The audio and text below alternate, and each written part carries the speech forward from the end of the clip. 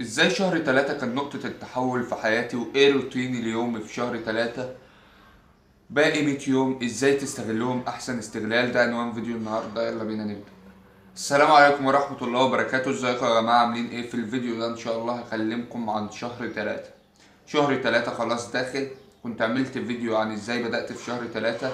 الفيديو ده ان شاء الله هيكون مختلف تماما، ده هيكون روتين شهر تلاتة وايه اللي عملته بالظبط. حابب اقول لكم ان في ناس كتير دلوقتي مراكمه، مثلا في ناس كتير اعرفهم مراكمه المنهج كله. تمام. انا في شهر تلاتة جيت، كنت مخلص مثلا في كل مادة، يعني كنت مخلص في الجيولوجيا باب اول تقريبا ونص الباب التاني بس. يعني بس ما فتحتش حاجة تانية. كنت في الاحياء مخلص دعامة وحركة. كنت في الفيزياء مخلص اول درسين في الفصل الاول ونص الفصل التاني. كنت في العربي ما فتحتوش خالص، الا بقى كنت بسمع شويه محاضرات تحضيريه في الاول من الاستاذ هدى الفاروق. كنت ايه تاني بقى؟ مواد ايه؟ الفرنساوي طبعا ده ما اتفتحش اصلا. الانجليزي والكيمياء هم اللي ما كنتش مراقب فيهم حاجه. انت دلوقتي شخص مثلا، وليكن هنروح لابعد اقتراح اللي هو انت مراقم المنهج كله. تمام، خلينا معاك للاخر. هل دلوقتي في وقت؟ بص، خلينا اكون صريح معاك، هي الفرصه الاخيره ليك.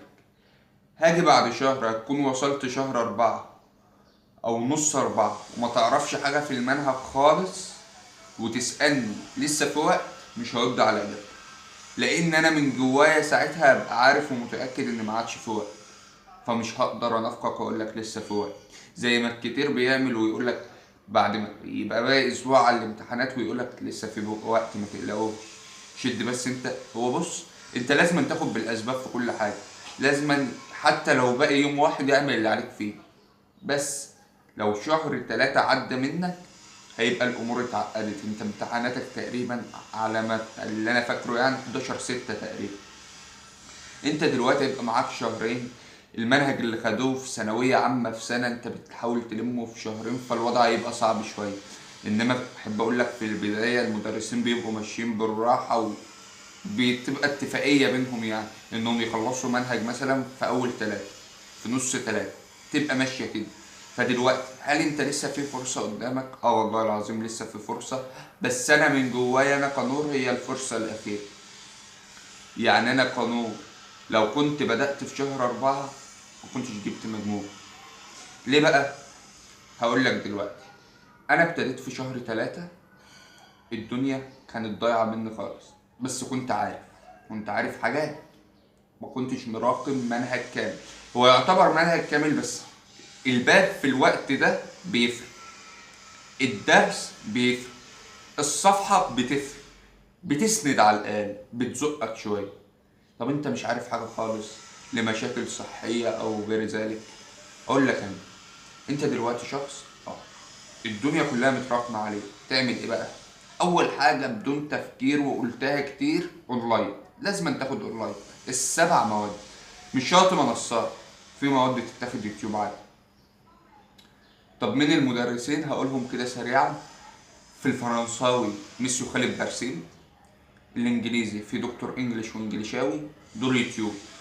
الاحياء في الموسوعه محمد صالح، ولو هتشترك منصه يبقى احمد الجوهري. وفي استاذ انا سمعته لقيته جميل قوي بصراحه، اسمه السير سامح احمد. معرفش حد يعرفه ولا لا. في الفيزياء مثلا استاذ محمد عبد المعبود، استاذ محمود مجدي، دكتور كورلوس. وفي واحد يا جماعه انا عمري ما ذكرت اسمه، بس انا مش عارف، انا بعتذر له دلوقتي في الفيديو ده ان ما قلتش اسمه، لان بصراحه كان ليه فضل كبير عليا في ماده الفيزياء بالذات. هو استاذ انا مش عارف اسمه، هو تقريبا اسمه محمود صلاح او حسن صلاح حاجه زي كده. بس قناته كان اسمها المهندس في الفيزياء. وفي ناس اذوه في شغله، يعني المهم قناته تقريبا كانت وقفت فيديوهات حوالي سنه. المهم انا اعرفه يعني، وشفت فيديوهات كتير ليه، وهو ممتاز ممتاز ممتاز. وواثق ومتأكد مليون في المية لو ناس سمعته دلوقتي هيفرق معاهم جامد في الفيزياء. فانا بعتذر له لان ما قلتش اسمه قبل كده بصراحة. في كيمياء استاذ خالد صقر، استاذ محمد عبد الجواد، استاذ محمد حامد، دكتور عبد الله الحبشي. في ناس كتير، فانت وراحتك. بعد كده اروح لنقطة الجيولوجيا طبعا دي مش محتاجة أي تفكير، مش هروح واري فيها، هو جيو ماجد إمام الأفضل على الإطلاق من وجهة نظري، وقلتها في الفيديو بدل مرة مليون. جيو ماجد إمام يعني ده بيجي كل 30-40 ألف سنة مرة.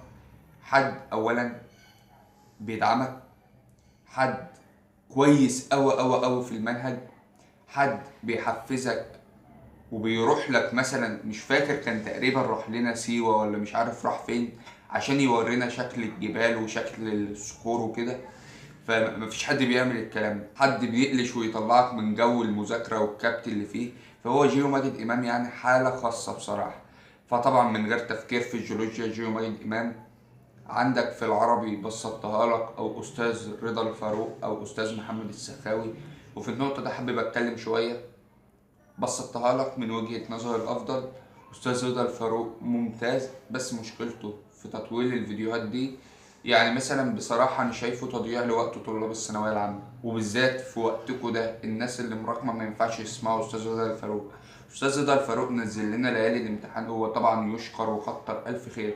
نزل لنا حوالي 32 ساعة كذا فيديو، يعني 32 ساعة. فاللي هو في ناس لحد دلوقتي ما خلصوش الفيديوهات دي، والله العظيم. والله العظيم في ناس لحد انا منهم. ما هو انا مثلا ليلة امتحان والدنيا بايظة معايا واقعد اسمع فيديو شرح 9 و10 ساعات، صعبة قوي قوي. واللي هو كمان بتسمعه وعايز تكتب حاجات وراه، فالدنيا بتبقى صعبة قوي. فانا شايف ان المجهود اللي استاذ رضا الفاروق بيعمله ساعات 6 و7 ساعات، بيجي استاذ محمد صلاح يلخص اللي هو قاله في ساعتين، وبيبقى زيه. فانا من وجهة نظري يعني استاذ محمد صلاح افضل. ومن وجهة نظري استاذ محمد السخاوي من ناحية البلاغة وفرع القراءة، ساعات برضو فرع القراءة بيميل لاستاذ محمد السخاوي. وبس دي وجهة نظري، مش فاكر لسه في مواد ولا لا، بس اعتقد انا قلت كل المواد. تعال بقى نروح للنقطة الاهم. انا دلوقتي عشان الناس اللي بتقول لي انا تهت في الفيديو، لحد دلوقتي انا قلت لك تعمل ايه؟ لحد دلوقتي قلت لك تسمع اونلاين لو بتاخد في سنتر. تاني حاجة قلت لك المدرسين اللي تسمع معاهم اهو، مش حرمك من حاجة. تالت حاجة بقى تعمل ايه؟ انت سمعت المدرسين دول، هتمشي يومك ازاي؟ انا كنت ممشي يومي ازاي؟ بنام الساعة 10، بس ما كنتش ثابت عليها بصراحة. يعني ساعات مثلا انام 10 ساعات 11 ساعات 12، بس ما كانش بيزيد عن 12. بتصحى الفجر، بتصلي الفجر، تبتدي على الساعة 6 أو 7 على حسب بقى. ابتدت 6 ابتدت 7 خلاص ابتدت يومك. ما وراكش أي دروس في اليوم بقى، أنت قاعد كله للأونلاين. معاك مثلا من 7 ل10، ممكن تخلص فيهم درس بس على حسب المادة. لو مادة زي الفيزياء هتاخد منك وقت، لو مادة زي الكيمياء هتاخد منك وقت أقل. وانزل بقى من حيث الصعوبة، يعني فيزياء كيمياء أحياء ده أكتر مواد بتاخد وقت في المذاكرة، الباقي وقت أقل. فأنت على حسب المادة اللي بتذاكرها. مثلا وليكن قررت تذاكر أحياء، فيديو الشرح مثلا قول ساعتين، خلاص أنت هتسمع فيديو شرح ساعتين. سمعت فيديو الشرح تمام، هل مطالب إنك تكتب وراه كل كلمة؟ لأ. عندك كتاب زي كتاب الامتحان مش مخليك تكتب وراه أي كلمة. قال لك خلي بالك المعلومة دي مهمة، دي اللي تكتبها، ويا ريت تكتبها في كشكول مش في الكتاب، عشان هتحتاج الكشكول ده ليالي الامتحان. ما علينا، كتبت المعلومات المهمة وراه في كشكول تمام. بعد ما كتبت المعلومات المهمة وراه في كشكول، هيبقوا مثلا صفحتين 3 بالكتير قوي. انت كده خدت ساعتين شرح، وقول نصاية كتاب. هتروح بعد كده لإيه؟ تقرأ الدرس بعد ما انت فهمته كويس قوي. تقرأه كم مرة؟ مرتين أو 3. مش مطالب منك أي حفظ إلا الحاجات اللي فيها حفظ قوي. انت لو قرأت الدرس مرتين 3 وجيت تحل عليه، هتلاقي نفسك حفظت لوحدك. لأن عندنا في كلية الطب قالك الطريقة الأمثل للحفظ مش إنك تقعد بقى تكتب بالورقة والقلم والكلام ده، قالك التكرار. بس خد بالك، هنا التكرار مش على فترات زمنية متقاربة، هنا التكرار على فترات زمنية متباعدة. عشان يثبت المعلومات في الذاكرة طويلة المدى. انت النهاردة ذاكرت مثلا درس الأحياء الصبح، جيت المغرب راجعت عليه، جيت بالليل خالص راجعت عليه، جيت بكرة الصبح قبل ما تبدأ درس الأحياء الجديد راجعت عليه، كده انت راجعت 4 مرات. فخلاص وصل إشارة للمخ إن المعلومات دي مهمة، فيثبتها أثناء النوم في الذاكرة طويلة المدى. من وقت للتاني تراجع عليه، خلاص انت مش محتاج حاجة منه. طب والحل؟ هتيجي في الحل اقرأ السؤال مرة واتنين وتلاتة، واعرف إن الإجابة اللي أنت هتجاوبها متمثلة في رأس السؤال. بمعنى إيه؟ بمعنى إنك دلوقتي عايز تجاوب سؤال معين، اقرأ السؤال وافهم رأس السؤال. فهمت رأس السؤال وفهمت هو عايز منك إيه، هتعرف تجاوب السؤال. طب أنت مش فاهم، عمرك ما هتعرف تجاوب السؤال. أنت مش عارف هو عايز منك إيه، يبقى إزاي هتجاوب السؤال بتاعه؟ زي بالظبط ما انا كنت في امتحان الاحياء بتاع دفعة 2022 ومش عارف هو اللي عايزه ده مفصل ولا غضروف، ايه فيه؟ بيفصل بين عظمتين ولا بيمنع احتكاك عظمتين ولا ايه؟ وقعدت افكر. المهم كنت محتار بين الاتنين فاخترتها غضروف، فجاوبت على اساس غضروف. هل اجابتي على اساس غضروف كانت غلط؟ لا، لو هي غضروف فاجابتي صح، بس الاجابة طلعت مفصل. فالغلطة هنا كانت في اني مش فاهم هو عايز ايه من السؤال. فده كان الغلط. المعلومات يا جماعه اللي انتوا بتغلطوا فيها في الحل متبقوش عشان انتوا مش عارفين المعلومه، لا، متبقاش كده خالص. بتبقى ان انتوا مش فاهمين هو عايز ايه من السؤال. فلو انت فهمت وحددت هو عايز ايه من السؤال مش هتغلط في اي سؤال. نروح بعد كده للنقطه اللي بعدها. انت دلوقتي فهمت هو عايز ايه من السؤال، حل 7 غلط، 8 غلط. هل ده طبيعي؟ طبيعي جدا. بعد ما انت حليت وغلطت في دول تسيبهم كده؟ لا طبعا. الأسئلة اللي تغلط فيها قلم ماركر أو قلم جاف واكتب جنبها نجمة كده أو أي كلمة تدل إنك غلطت في السؤال ده عشان هتحتاجهم ليالي الامتحان. عرفت إنك غلطت في الأسئلة دي تعمل إيه بقى؟ تمام، أنت عرفت إنك غلطت في الأسئلة دي وإنك حلتهم غلط. هتيجي تاني يوم قبل ما تذاكر تحل الأسئلة دي تاني. لو انت ما فهمتش الفكرة بعد ما شفت الإجابة اكتب على اليوتيوب حل درس كذا وما تسمعش الفيديو كله، اسمع الفيديوهات اللي انت غلطت فيها فقط. عرفت وفهمت الفكرة اكتب الفكرة في كشكول عشان لو قابلتك تاني ما تغلطش فيها تاني. الفكرة يا جماعة مش في ان احنا نحل صح وخلاص او نحل غلط وخلاص. الفكرة انك عرفت غلطك تتعلم منه. مفيش حاجة اسمها غلط. العيب مش في انك تغلط، العيب انك تغلط في حاجة وترجع تغلط فيها تاني وما تتعلمش من غلط. هو ده العيب في الموضوع. فانا عرفتك دلوقتي وفهمتك ازاي تستفيد من كل كلمة. نيجي بعد كده خلاص خلصت حل، حليت، اتعلمت من اخطائك في الحل، عرفت ايه الاخطاء اللي هتستفيد منها في ليالي الامتحان، حددت المدرسين، عملت كل حاجة تمام. تيجي بقى بعد كده لايه؟ شوف الدرس خد منك وقت قد ايه. هنروح لأبعد احتمال وندي إن الدرس خد منك 4 ساعات، وما ياخدش منك 4 ساعات في مادة غير مادة زي الفيزياء.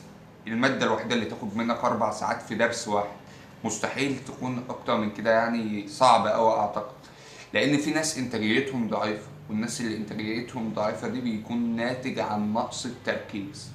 فلازم تبقى عارف كويس إن صعب يعني الدرس ياخد منك أكتر من 4 ساعات، صعب أوي يعني.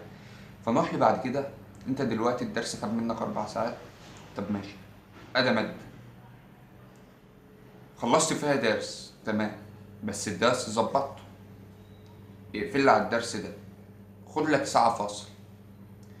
بقت الساعة مثلا من كام؟ من 6 ل10. ساعة فاصل بقت الساعة 11 أو هتبدأ 11. من 11 قول 4 ساعات زيهم في مادة تانية. طب ماشي، من 11 كده بقت الساعة كام؟ 3. مادة تانية بقى دي اللي هي ايه؟ على حسب. لازم تبقى ذكي في اختياراتك للمواد قوي عشان النقطة دي بتفرق قوي يا جماعة، ركزوا معايا. ما ينفعش تذاكر لي فيزياء الصبح وتيجي بعد الفيزياء عايز تذاكر كيمياء، تبقى انت بتنتحر بالبطيء. ليه؟ لما تيجي تختار المواد اللي هتذاكرها اتمنى يعني ما يكونش اكتر من مادتين في اليوم. ولما تيجي تذاكرهم بلاش بلاش بلاش تخلي المواد مثلا مادتين فيزياء وكيمياء. صعب قوي، اللي هو المادتين عايزين تركيز عالي، وانت اصلا بمجرد ما هتخلص ال4 ساعات بتوع الفيزياء التركيز هينعدم تقريبا. فهتبقى عايز تركيز خفيف لمادة خفيفة، مادة مش محتاجة تركيز عالي. زي ايه؟ زي الانجليزي، زي الجيولوجيا، زي الفرنساوي. غير كده ما تذاكرش مع الفيزياء. الفيزياء بالذات يعني عادي انت ممكن تذاكر كيمياء واحياء عادي، انما ما تذاكرش فيزياء واي ماده تقيله صعبه جدا. بلاش. كل ماده مذاكرتها بتختلف عن التانية. بمعنى ايه؟ انا عملت لكم فيديو الفيزياء، ولسه هعمل لكم فيديو ال6 مواد زي ما انا وعدت.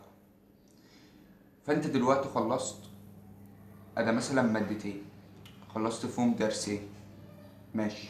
هتيجي على الساعة 3 هتتغدى، بقت الساعة 4. هتنام لك ساعتين، بقت الساعة 6. هتصحى من 6 ل10 تذاكر لك درس كمان.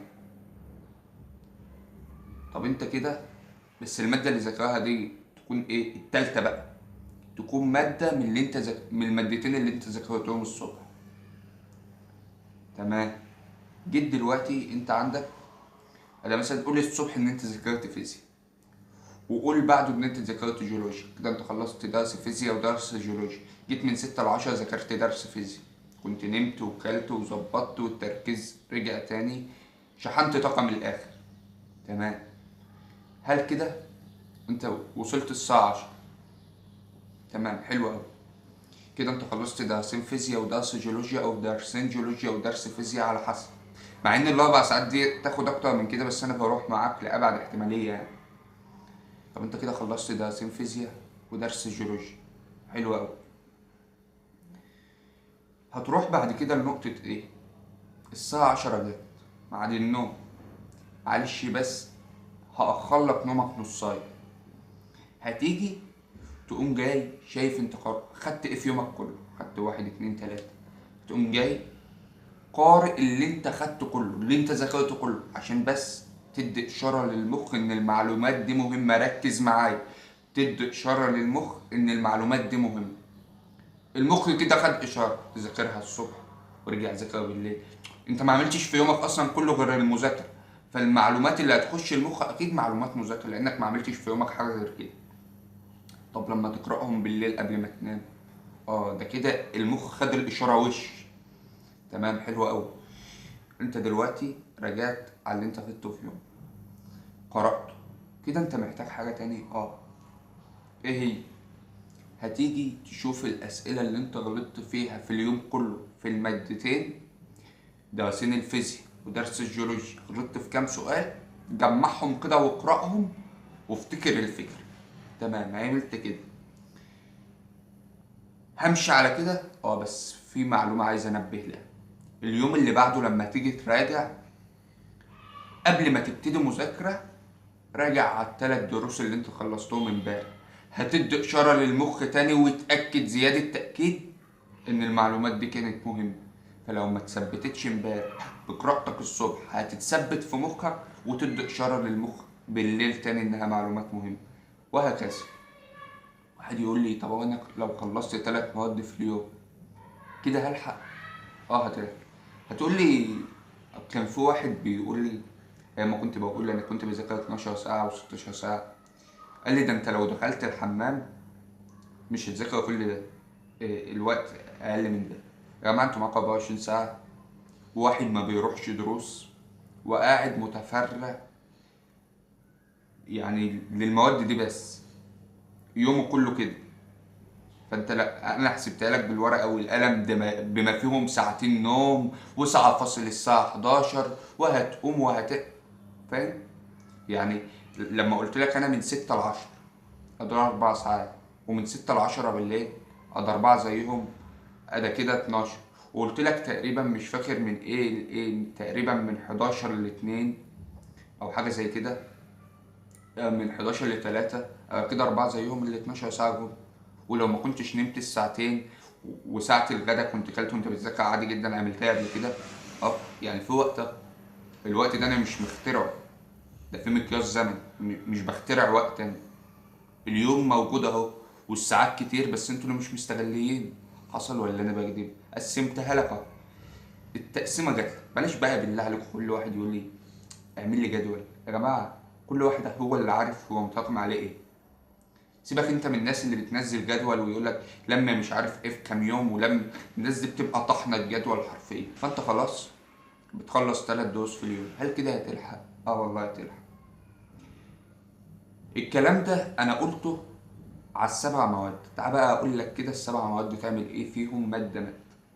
ماده زي الفرنساوي، انت لو قعدت عليها 3 ايام تخلصها كلها. بس في مشكله هتتعبك شويه او هتقرفك شويه، الكلمات. الكلمات عايزه وقت، وبالذات الكلمات الفرنساوي المفروض تتذاكر على فترات زمنيه متباعده خالص. انت جاي تضغط نفسك في ال3 ايام، ماشي. هتحاول تحفظ. هتحفظ مثلا كلمات قليله. اصل الفرنساوي تقريبا على ما انا افتكر كان 3 وحدات او 4 وحدات، مش فاكر كان بالظبط. بس كلماتهم بسيطه يعني. وخصوصا لو انت مذاكر في اولى وتانية كويس فرنساوي، فالدنيا هتبقى بسيطه معاك. فوليكن الفرنساوي خد معاك 3 ايام، 5 ايام قسمته. الجرامر بتاعه ده سيبك منه، اللي هما بيقولوا جرامير ومش عارف. انا كده كده ما بطيقش الماده دي ومفيش بيني وبينها عمار، فمش عايز اتكلم عنها خالص بصراحه. فانت ذاكرتها على 5 ايام، ماشي. هي ما تتاخدش، هي قول 4 ايام عشان معلش انا ريتي مستحملونهم 4 وحدات ب4 ايام. كلمات الوحده في يوم. انت قاعد بقى طول اليوم معاك 16 ساعه بتذاكر، او 12 ساعه بتذاكر، فما اعتقدش يعني ان انك مش هتعرف تحفظ كلمات يوم كامل. خلاص خدت الوحدة بالجرامير بتاعها، يعني يوم كامل بتحفظ في وحدة بس. وخلاص خلصت وحدة الفرنسا وخلصت المادة في 4 أيام. تمام. الأيام اللي باقيين، النهاردة 24، الشهر ده 28، ال4 أيام الباقيين. وصلت 1/3 وأنت مخلص مادة. أنا بحسبها لكم بالورقة والقلم أهو. وصلت 1/3 وأنت معاك مادة مخلصة، باقي لك 6. الإنجليزي على أيامنا كان 12 وحدة. الوحدة تخلص في يوم عادي، عادي جدا. بس الوحدة هتخلص في يوم لوحدها؟ لا. هتبقى بتخلص معاها مادة مثلا زي الكيمياء، بتخلص منها درس أو 2. الكيمياء كان درس 36، متأكد مليون في المية. كان 12 عضوية، مش فاكرهم بالظبط، بس كانوا 36 درس، لأن كنت كاتب في كراسة كده عدد الدروس في كل مادة. على ما افتكر الجيولوجيا كانت 21، والفيزياء كانت يا 19 يا 21، حاجة زي كده. فهو دلوقتي انت لو قسمتهم بقى من اول، تقول لي انت عمال تقول وتقول وتقول، هو انا ما راجعش؟ يعني مفيش مراجعه؟ انت شايل المراجعه دي من حساباتك ولا لا؟ اقول لك واحد لسه ما بدأش مستحيل يراجع زي الناس الطبيعيه. خلينا بس نتكلم بالعقل والمنطق يا جماعه. انا ما اقدرش اجامل بقى ولا نافق بصراحه. اصل انت دلوقتي واحد لسه بادئ وله ظروف. طب انا لما جيت اراجع تقريبا بدأت مراجعة في نص 4 أو في أول 5. يعني راجعت شهر واحد. عشان كده محلتش شوامل كتير. فكانت هي مش هتبقى نقطة ضعف طالما انت بتحل من الكتاب العادي، بس الشوامل بتزود. بس انت معاك شهر كامل بتحل فيه بس، شهر كامل بتحل فيه بس. فده هيفيدك برضه، يعني هتبقى زيك زي اللي بيحل 1000 كتاب. بس أهم حاجة المعلومة اللي تاخدها في الشوامل تبقى فاهم الفكرة، بس تفهم أفكار. هي بالكيف وليس بالكم. انت لو معاك كتاب واحد وقلتها قبل كده وفهمت كل افكاره، احسن ما يبقى معاك 1000 كتاب وافكارهم ما انتش فاهمها. فخلاص كده يعني. الناس بقى اللي ما تعرفش حاجة دي هيوصلوا هيراجعوا من اول امتى؟ انت هتبقى مأقلم نفسك انك هتراجع مثلا على نص 4 او اول 5. ما يعيبكش خالص، المهم تبقى عملت اللي عليك حتى. طب خلاص يعني كده المنهج يخلص معايا في قد ايه؟ في شهرين. هيقضوا والله العظيم. بدأت من اول 5، معاك شهر و11 يوم بتحل بس. حسبتها لك بالورقة والقلم. بس الموضوع ده محتاج انك تبدأ فيه من النهاردة، من اللحظة اللي هتسمع فيها الفيديو تبدأ. لانك لو ما بدأتش وأجلت ده هيضرك انت. لازم تبقى عارف كده كويس. احدد لك النقاط تاني سريعا عشان ما تتوهش مني. اول حاجه تاخد اونلاين. حددت المدرسين، بعد ما حددت المدرسين تسمع الشرح، فهمت، اقرا، حل عليه، علم عليه بقلم ماركر، اقراه قبل ما تنام تاني عشان يتثبت في الذاكره طويله المدى. بعد ما ثبت المعلومات في الذاكره طويله المدى، تاني يوم قبل ما تصحى تراجع عليه. هتذاكر من 6 ل 10، من 10 هتاخد ساعة بريك، من 11 ل 3، من 3 هتتغدى وهتنام لك ساعتين، هتصحى الساعة 6، من 6 ل 10 قبل ما تنام هتقرأ الأسئلة اللي انت غلطت فيها في يومك، وهتقرأ الشرح اللي انت سمعته. ال4 أيام من يوم 24 ل 28 هتخلص فيهم منهج الفرنساوي كامل عشان تتفرغ لل6 مواد. بس كده. عرفت هتعمل ايه؟ انطلق انت بقى. دلوقتي الفرصة بقت بتاعتك والكرة في ايديك. يا تطير في المنهج وتسبق اللي بدأوا من شهر 8 تعملها عادي جدا، يا هتفضل محلك سر وانت اللي هتضيع نفسك بنفسك. اللهم بلغت، اللهم فشل.